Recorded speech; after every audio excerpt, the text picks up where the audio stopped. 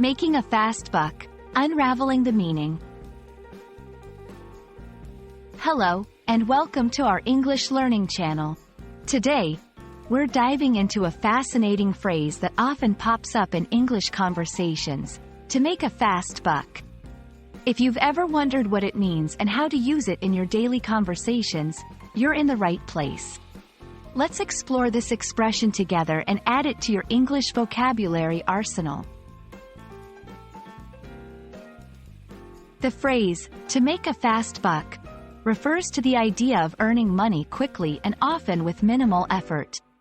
However, it's important to note that this expression sometimes carries a negative connotation, suggesting that the money is made in a way that might not be completely ethical or sustainable in the long term.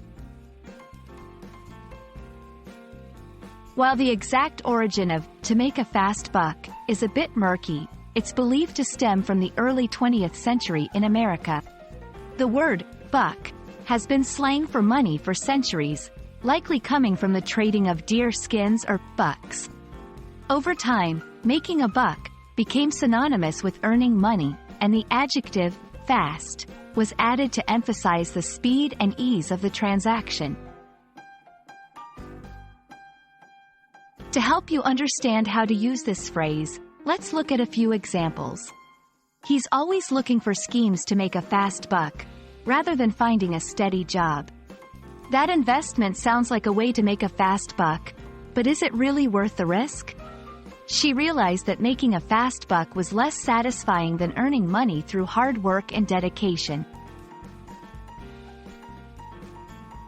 There are several other expressions in English that convey the idea of earning money quickly, such as quick cash, easy money, get-rich-quick scheme. While these phrases can be used interchangeably in some contexts, each has its own nuance, and "to make a fast buck" specifically implies rapid financial gain with minimal effort.